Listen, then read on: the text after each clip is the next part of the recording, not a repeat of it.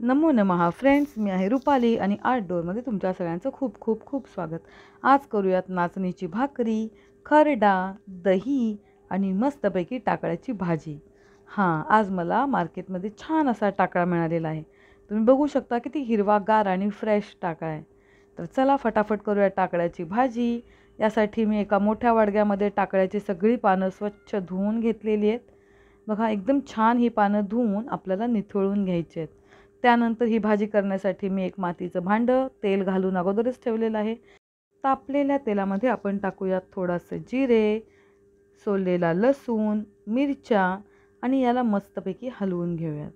तर आपली ही भाजीची फोडणी छान झालेली आहे तयार. त्यामध्ये मी टाकला आहे अर्धी वाटी कांदा आणि हा कांदा मस्तपैकी परतून घेऊयात.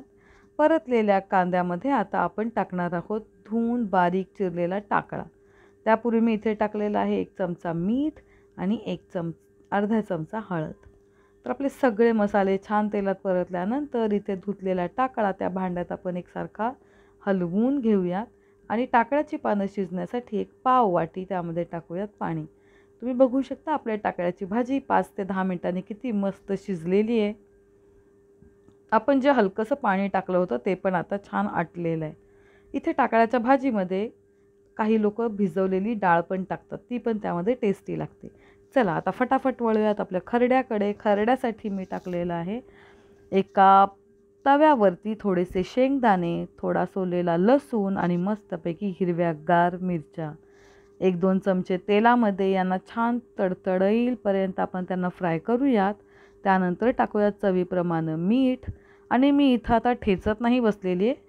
वास्तविक तुम्ही खलबत्त्यावर जरी केलात तरी चालू शकतं. मी सरळ तो खरडा मिक्सरच्या भांड्यामधून जाडसर वाटून घेतला आहे. आता करूयात नाचणीची भाकरी. त्यासाठी मी ते घेतलेलं आहे गरम पाणी. गरम पाण्याने मी नाचणीच्या भाकरीचं पीठ अगदी मस्त मऊसर मळून घेतलेलं आहे. तुम्ही बघू शकता. तर हे आपले नाचणीचं जे भाकरीचं जे पीठ आहे ते झालेलं आहे तयार. पण ही भाकरी एकदम छान आणि चिकट पीठ असल्यामुळे मी ते थापलेली नाही आहे. मी हलकंसं तांदळाचं आणि नाचणीचं पीठ त्याच्या खाली आणि वरती पसरवून मी सरळ ही पोळपाट लाटण्याने ही भाकरी लाटून घेतलेली आहे. ज्यामुळे बघा ती भाकरी आपली सगळ्या बाजूने अगदी एकसारखी व्यवस्थितपणाने लाटली जाते. ही कुठेही एका ठिकाणी जाड होत नाही किंवा कुठेही खूप जास्त पातळ होत नाही. तर आपल्या गोळ्याच्या मानाने आपण एकसारखी भाकरी लाटून झाली की चला टाकूयात हिला तव्यामध्ये. तव्यामध्ये ही मस्तपैकी जी भाकरी किंवा आपण याला चपाती म्हणू ती मी मस्त टाकलेली आहे आणि आता ह्याला तुपाने छानपैकी भाजून घेऊयात. तुम्ही बघितलं असेल की भाकरीला ज्या पद्धतीने आपण पाणी लावतो तसं मी इथे पाणी न लावता मी इथे तुपावरच ही भाकरी भाजून घेणार आहे.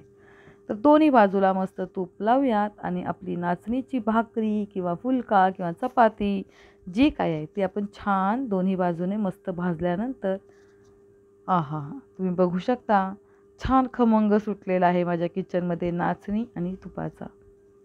तर ही झाली आपली टमटमीत फुगलेली नाचणीची रोटी किंवा चपाती तयार. याला तुम्ही एका बाजूने पाणी जरी लावलंत ना तरी पण ती छान भाकरीसारखी भाजते. मग जसं आपण भाकरी पुन्हा आचेवरती किंवा गॅसवरती भाजून घेतो तशीही तुम्ही ती एका बाजूने भाजू शकता. पण मला ही डब्यात द्यायची होती आणि नंतर ही गार झाली की कोरडी पडते. त्यामुळे इथे मी तुपाचा हात लावून तिला मस्तपैकी भाजून घेतलेला आहे. मी इथे भाकरीच्या पद्धतीने तिला नाही भाजलं आहे. आपण चपाती कशी भाजतो त्या पद्धतीनेच मी हिला सगळ्या बाजूने छान हलकं प्रेस करून भाजून घेतलेला आहे.